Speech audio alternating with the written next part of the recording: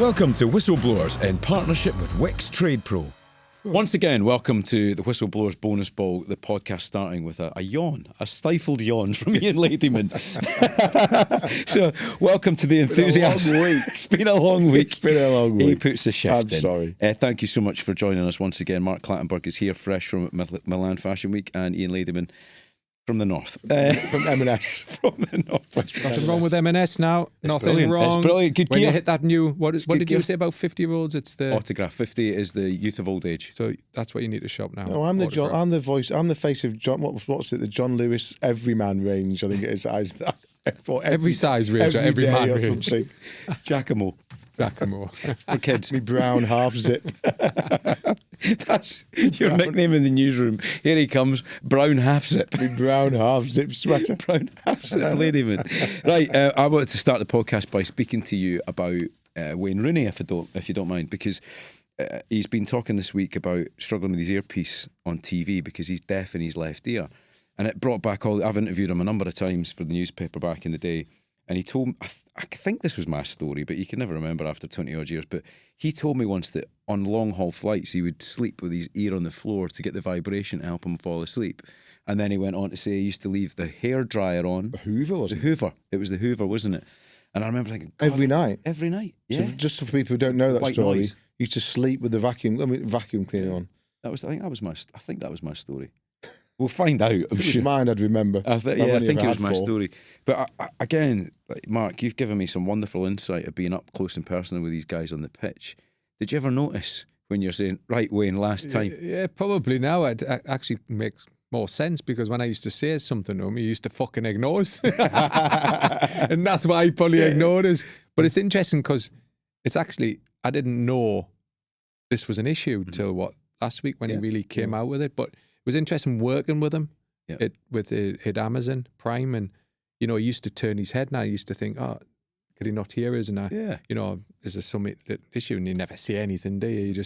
He always used to turn to try and hear you better, but you never thought anything of it. But now he's come out. There's nothing wrong with it, of course. But it's interesting that you've all got stories of like how he used to, fall asleep or do things. But I love that quirky stories about footballers. Hibs had a player, I think his dad was quite a well-known coach, Dean Shields. He had one eye. Oh. I mean, you think, not having binocular vision to play football, I think that's incredible. Yeah, that is incredible. Absolutely incredible, yeah. I tell you what, I think Wayne is, I don't know what you think, boys, but I think he's struggling. I think he's struggling on Match Today. Yeah. I don't know how much often you watch Match Today, but I do watch it. Not normally live, normally watch it on Sunday morning. But the Beavers put a lot of money into Wayne and a lot of faith in Wayne. Alex Kajelski, the head of sport of the Beavers, is convinced that Wayne will be the next thing, and he may well be, because he's just at the start. And I'm glad that they've chosen him, and I'm enjoying watching it. It's taken a while. I think his podcast is excellent because I think he's more relaxed on his podcast. He looks terrified on Match Today. Yeah, Wayne at the moment. I'm not a big Match of the Day because I don't really watch it. But when he works for Amazon Prime, he is more relaxed, and he just says it as it is. Big frustration for me now is that if you want somebody to be a really good broadcaster, articulate with ums and ahs and yes, and when I was working at XFM, I got an interview with him through the paper, and we cut it up and played it out on the radio because he talked. He loved music, loved the stereophonics. He's got bars tattooed on his arm from stereophonic songs and all the rest of it. But we had to make a cut where we took out all the ums and ahs and is, and we had like 3 minutes of him going and I think you're in such a shite. I can't speak now, but you're in such a tight time frame. You don't have room for that pause and that gap. It's got to be succinct. I also think I find it difficult to make live TV stuff. And I didn't realise, and it shows how naive I am. I didn't realise Match of the Day was live. Yeah, so live. Yeah. Yeah, I think he's got. I didn't realise it was. I think he's got things to say. I think he's got insight, because you only have to listen to his podcast to know that. And I think he is brighter than people think. He is. He's got experience. He knows people. I think it can work. But at the moment, he looks like a bloke who's thinking, shit, I'm on Match of the Day. It's a big deal. Yeah. You know what I mean? It's your natural reaction when there are 6 cameras on you under bright lights, and suddenly you've got to get your words out. And it's quite a complicated thing to deliver, I think, to match pictures with your thoughts on the clock. So people should understand, he's there with somebody going 30 seconds, 10 seconds. Yeah. wrap it up, Wayne. Wrap it up, Wayne. You've gone 10 seconds over, Mark. We're going to have to cut the next part here and move on. And it's that's a pressure. So delivering it without an earpiece is hard. Delivering it to time, even harder. But how many people have we discussed?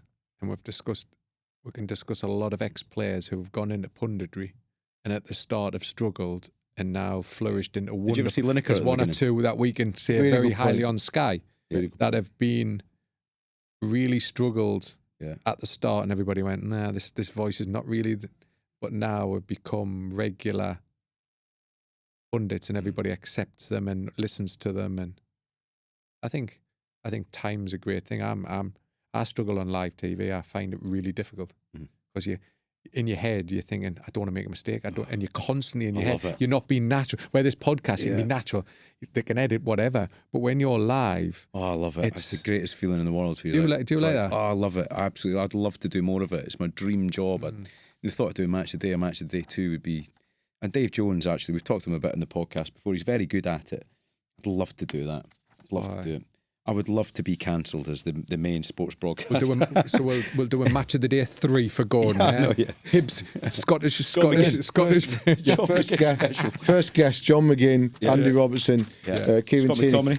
What you said, they scored again, by the way. Do you notice? What an incredible All story. right, steady on.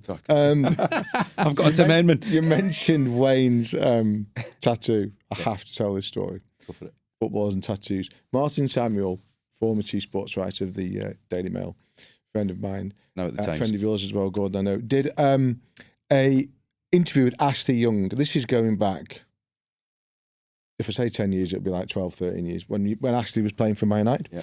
It was like a classic Saturday footballers interview read. And buried in the, and credit to Martin for burying this, in the middle of the interview, Martin asks Ashley Young about the tattoo on his arm. He said, what is it? And Ashley says, it's a song lyric. And Martin said, oh, right, from what? And Ashley Young says, I don't know. I just liked it. So Martin does what any good journalist would do, leaves the interview, goes home, Googles the lyric. It's a Cheryl Cole song. It's a Cheryl Cole song. Cheryl Cole. So Ashley Young has got a Cheryl Ashley Cole. Cole's ex-wife's lyrics tattooed on her arm. Young's got a Cheryl Cole tattoo on his arm, just without really knowing what it is. And Martin, he could have made a big deal of it. He didn't. Just kind of buried it there in the interview. And just extraordinary. That's incredible, isn't it? Just extraordinary. My favourite story about Wayne Rooney was, I think it was Kelly Jones from the Stereophonics that told me this. He said that Wayne just hated basic arithmetic on a night out, right? So if you buy a round of drinks... I've got a few mates like that. Yeah, you just hand over a pile of notes, can't be bothered counting out change. So you know what I mean. Like, we're of a generation where you'd work out, pay the change or give an extra £2.50 on top so you get a $5 back, all that shit. She said by the end of a night out, Wayne would have like 120 quid change in his pockets. I hear that.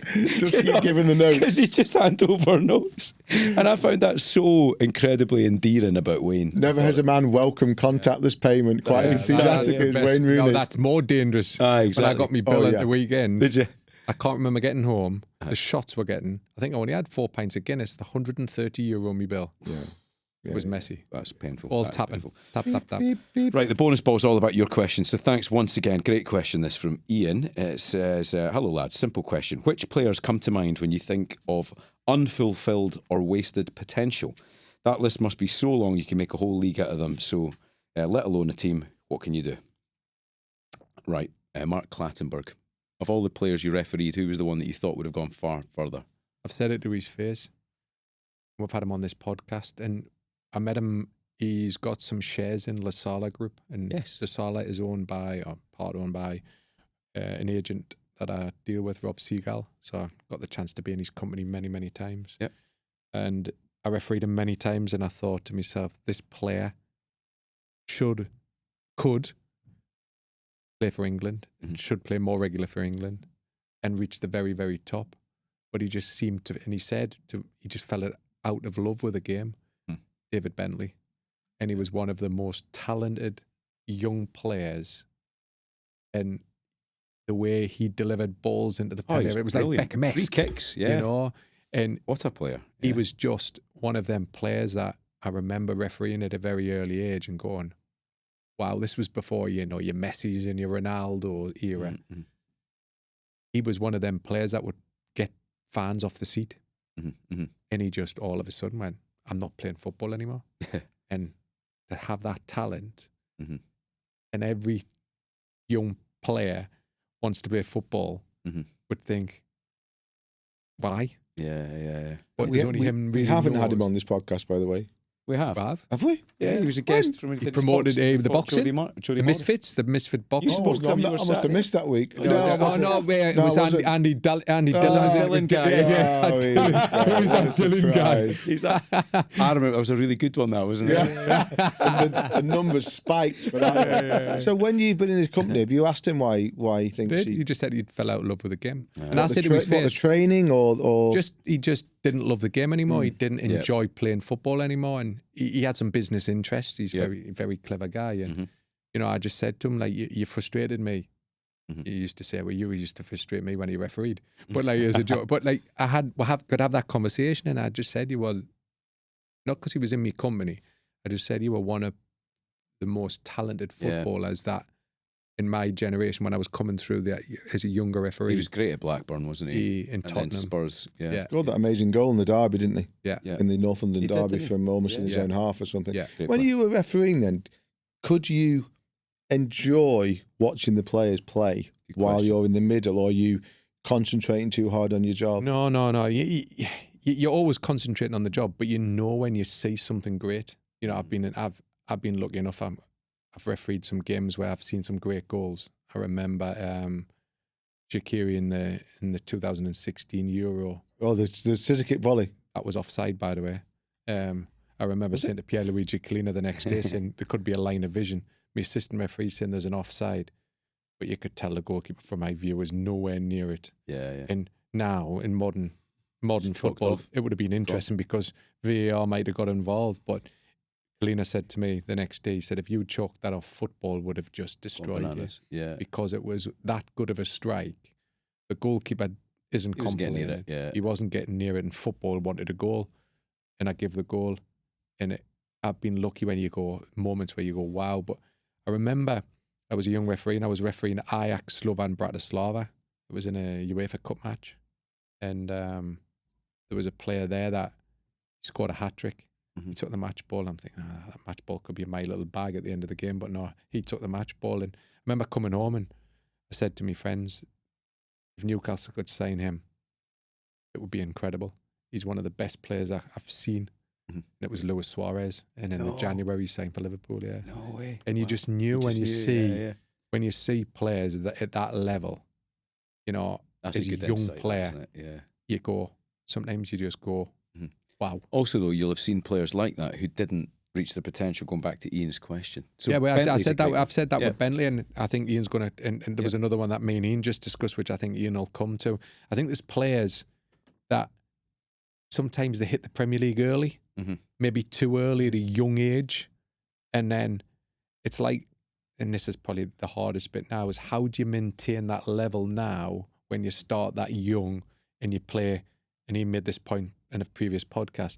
They're playing hundreds of games before they're at 19 or 20 years old. A lot of games, isn't it? Yeah. And when they get to 22, 23, 24, they hit this burnout It's not as period. physical, though, is it? In terms of the tackling and the contact of the sport as it used to be. I think athletically, it's more demanding on the body.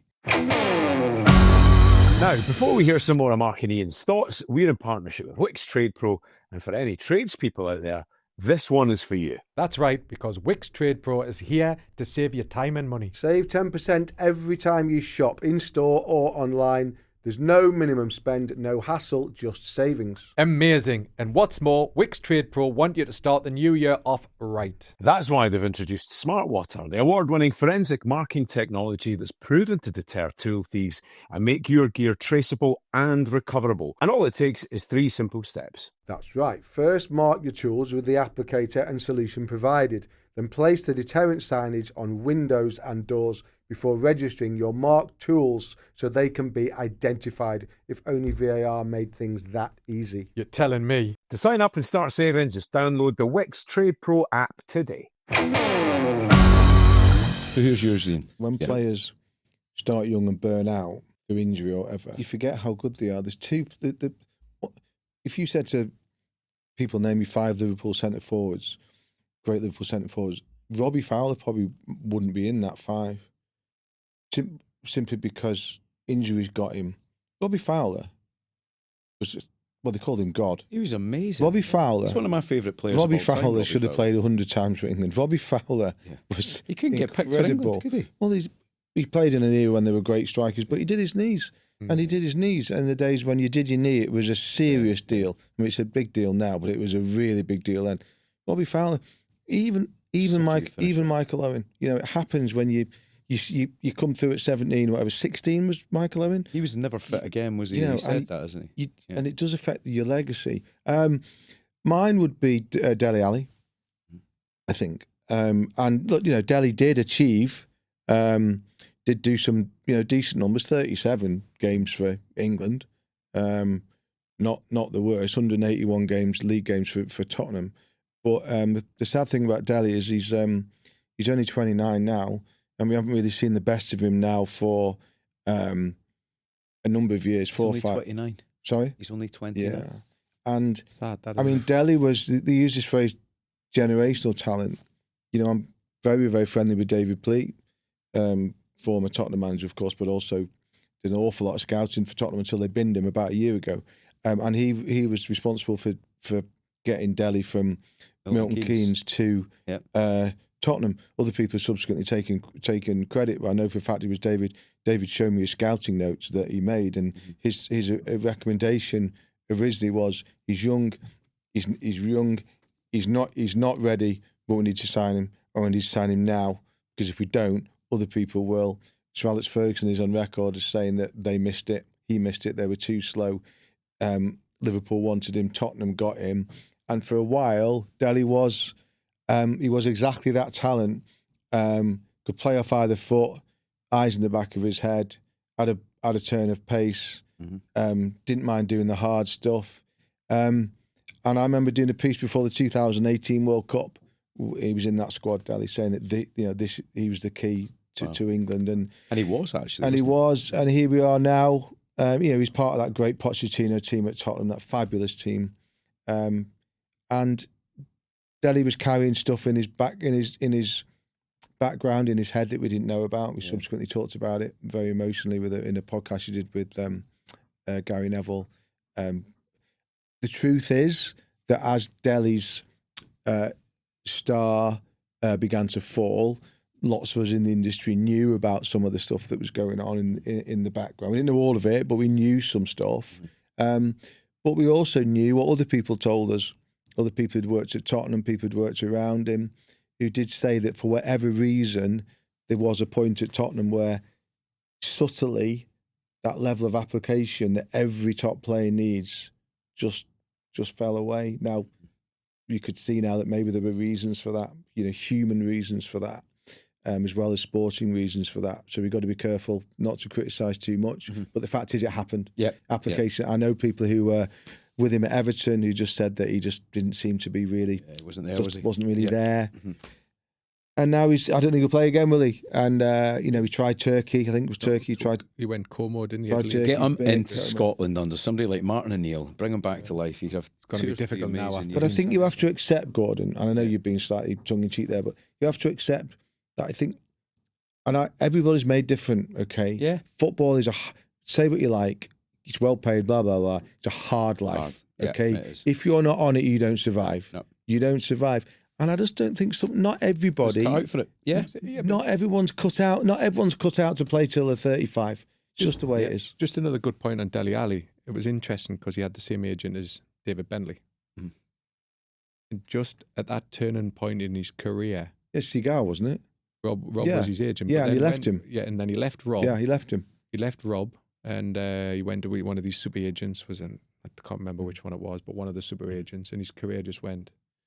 But and I've spoken to Rob many times about it, the level of protection that Rob gave Dele was something else. The team was always around him. They were on holiday with him. They protected him a lot because they knew he needed more protection. Why did he leave? than others. Why did he leave then? Because his family, I think the mother was a big driver. they thought they could get better deals. Yeah. They could move him to a superstar like Real Madrid or Yeah. you know. Yeah. And sometimes in life that just doesn't happen, does it? Because at that point, I refereed Dele Alli during that period, and Dele Alli was an incredible football player. But there was like that light switch moment where he's gone from incredible to non-existent. Yeah. And that was sad when you saw talk that. to people in football, and you don't find people who want to talk ill of Delhi, but you will find, because I don't think there's really much to say from that point of view, but you do find people who say exactly that, Mark, which is just something, a little light went out at some point and he's not been able to switch it back on again. So you're left with a few quid and some very good memories. Yeah. The one for me, I sent a brilliant video the other day that West Ham did in a pub, in the Boleyn pub, with some West Ham legends, and I kept watching it back to see if Frank McAvenny was there or see if I could recognise the players in there. And I was watching it, I was like, oh, there's Andy Trevor Dillon there. Yeah, Trevor Brook and Andy Dillon was in there. And you recognise a few faces, and then I was like, Dean Ashton. And I'm not going to say for a second that he was a wasted potential. He was unfulfilled potential. Cruelly had his career ended by, I think it was an ankle injury. But I remember thinking, oh, God, I'd love to have played with him. And he had everything, didn't he? He was good in the air. I think both feet were good. He was strong. He was fast. Back to goal. Just brilliant with his back to go. He had that Kenny Dalglish arse he could use if necessary. And I remember going to that FA Cup final at the Millennium Stadium when Liverpool won the Stevie Gerrard wonder goal, you know. And he was brilliant. I think he scored. I think I was at that game. I in think he did score. one. He scored one. One of them was Jamie Carragher own goal. Oh, yeah. I think he scored the other. West Ham were 2-0 up, weren't they? Yeah. 2-0 up early it was on. a brilliant game. But every time I saw him, he stood out. You know when a player's just got that little bit of magic about him? And I feel so sorry for him that he didn't have the career that he deserved. And there are a number of other ones, like unknown names, that I'd like to mention. There was a guy when I was younger, I think he played at Crystal Palace, Jimmy Hibbert. And nobody was talking about Michael Owen because Jimmy was meant to be the better player. And he had a bad knee injury, and he's a coach in London. He does elite coaching for players that are just getting into the top teams. But from the people I know in football, Jimmy's the one that everyone was like, oh, what a shame. Because in that team that came through, apparently that England youth team was brilliant, wasn't it, with Michael Owen in it? And he never made it. But the one that I was going to suggest, and this might sound preposterous again, but I always wonder what Eric Cantona could have done if he had another 3 or 4 years in his career.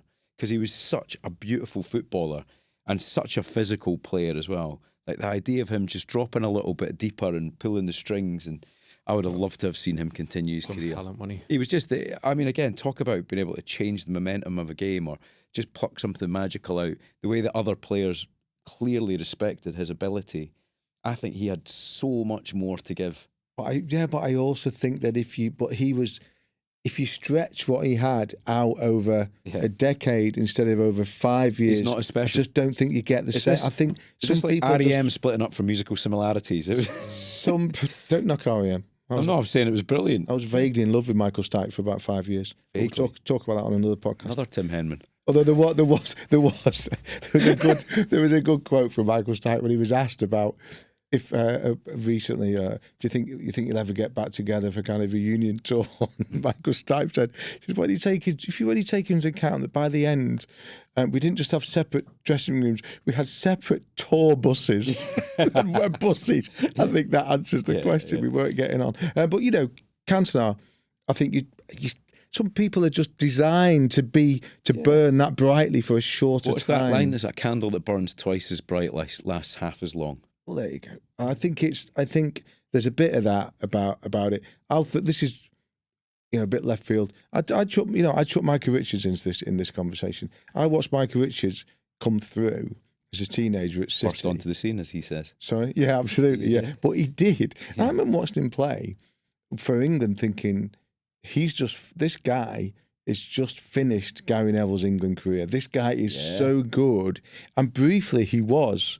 But what happened with Michael was that and people at City used to tell me, was that he was all athleticism and speed and power, but didn't quite have the ability to read the game or develop the game. And they waited for that to happen. It didn't quite happen. Right. So he relied heavily on athleticism. And then he got injured. Then he started to get injuries. And then, he ended up with, without checking my phone, a handful of England caps. Micah looked dynamite when he came through. I like him. We had a lot of right backs at that period, didn't we? England had some. Good killers, now, I tell you, there's another player I just put in the mix, and not to talk too long. You remember he won the title with Leicester, Danny Drinkwater. From title winner. To Chelsea. To nothing. Chelsea miscreant. To nothing. Oh, went horribly wrong there, From a talent to win and he was a regular in that Leicester team. To nothing. Before Gordon moves us on, I know he's about to. I need to go back to when I was asking you about when you're on the pitch, could you enjoy watching players play? So I love Mike Dean as a referee. I'd be interested to know what your view of him was, actually, because I just thought he was there was an ego there, but I didn't care because I thought he was a good referee, so I didn't really care. Those clips that you see now where he looks like he's celebrating his own advantage when he kind of is. I mean, where do we go?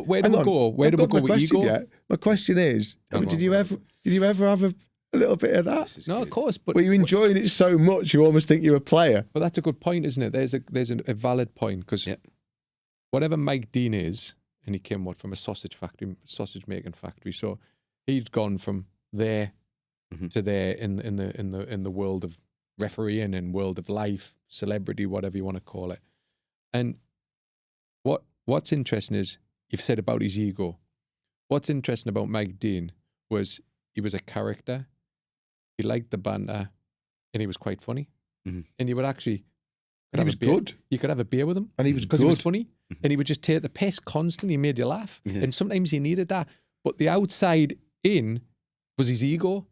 But he probably, he did something for his character, 100%. But when he was celebrating, he celebrated because he's played a fucking wonderful advantage. And you know what it feels like as a ref? And I've had a few moments in my career where I played some great advantages. I remember the Adebayo one. Yeah, we've talked already mentioned that 15 times. There's other ones, and I remember it's beginning to lose its gloss for me. There's loads others. Wait, do you get that buzz though when you make the buzz you get when you played the wonderful advantage, and you're just going wow. And then some players, I remember I played one at Chelsea. I can't remember who scored it. It might have been Didier Drogba scored, and John Terry didn't even go and celebrate. Come running up to us, and he went, great advantage. So some people appreciate it, but that was only our moment to influence the game with a good piece of refereeing. But you did want to have a smile on your face. You did want to enjoy that moment, because you get so many downs and you get so much criticism. That's the only thing you'll ever get praise for. So I think one of the great rules in football, I'm sometimes confused about whether it still exists, because some refs seem to do it and some don't, is when you play the advantages, and if it doesn't work, then you bring it back. I think that's a great concept. I love that. But talking about ego, it's interesting that Ian says that, because I get that all the time. You're egotistic, you're this, that and the other. But you had to have a character on the pitch. If you didn't have that character, players just disrespected you. And when you listen to players, they interacted better with your Mike Deans, myself, because you give them the banter back, and you wouldn't look to give them a yellow card. When you listen to players now, they don't get that interaction now, because the referees are robots, like robots. They're not having got that interaction anymore. I love those. So what do we want? Do we want the Mike Deans that had character and probably wouldn't have sent them to Everton players off, because he would have used common sense and used a bit of his Is there a particular experience. line that you're proud of, a good bit of crack that you can share with us that you had with the player? Well, it did Adam Lallana was probably the best, and it ended up in the front page of the Sun. And I said, Jordan, you've changed since you played for England. No, the Jordan Henderson one's the best one. If you don't do that again, I'll tell your mum. Have I told you that with it? But that was class, because I knew Jordan. Yeah, but I knew Jordan. What gave us that? I could do that. Was I knew Jordan. He was scared of his mum. Because the way he reacted when I sent him off playing for against Manchester City, so I knew that reaction. So it gave us a chance. But it actually, what the reaction Jordan gave back to me was appreciated it, because he thought, you know what, that's a good bit of banter. Have you had one, Ian, like that? What exchange over an article you've written? Has anybody recited a line of your stinging criticism in an article that you've published? Yeah, and I actually. I can tell this story because I said it to his face about a week ago. So back in I'll tell this story quickly. back in the day, I was on the Nottingham Post, right, covering Nottingham Forest, and one of my things I had to do every week was go down to the training ground, speak to the reserve team coach, a guy called Steve Beaglehole. I think he's still around, Steve. And all I did was, it was a very basic part of my week. I got to sit down with Steve, and he'd say, right, the reserves played against Leicester on Wednesday. We lost 2-0. These players played. He did well, blah. And it'd be 6-par in my little weekend column. Went down there one Wednesday, and he sat down and said, right, I've had it. I said, what do you mean? And he said, right, write this down. He said, we lost 5-0. He said, I'm fed up of first-team players coming down to play for my reserve team, thinking they're too good for the team, taking the piss, not trying. I'm fed up of it. It's shameful. Mm-hmm. I'm like, okay. Who was it? Who was it, Steve? He said, well, I'm not going to say. Well, it's not that difficult to find out. So I went and looked at the team. There were 5 first-team players in that reserve team. So on the back of the Nottingham Post the next day, put photographs of 5 players, the 5 players with the word, I think it was shameful, 5 pictures, Beaglehole blast, first-team flops, blah, blah, blah, blah, blah, blah, blah, bang, bang, bang, bang, bang. I'm down the training ground the next day, minding my own business. Ian Wone, current on Sean Dyche's staff at the moment at Forest. Ian Wone, steaming up to me. You've got no evidence that was me. I'm like, well, I think I have Wone, to be fair, because he said it was all you and you and the team. He said, you ever write anything like that about me again, and I will run you down in this fucking car park. And I was like, what a great insult. I was like, whoa, okay. He never did. Anyway, I saw him, bless him, because I was at Forest. I was at Forest 2 weeks ago interviewing Elliot Anderson. Brilliant. And Woney comes up the steps, bless him, and he sees me and he comes in, so how are you doing? Good to see you. Have a bit of a chat. And I couldn't resist it. So the press officer from Forest was there. I said, look, so if you ever hear this guy having a go of, about the application of some of the players, just have a listen to this story. Won't claim to have no memory of the incident. Boys, love it. So love it, boys. Right, that's enough from us on the bonus ball this week. Thank you, Ian. Thank you very much, Mark. We'll be back again next week. Please send us a question. Whistleblowers@dailymail.com. We would love your questions. They make this sing. You know where we are on social media. All that remains is for Mark Clattenburg to blow his invisible whistle.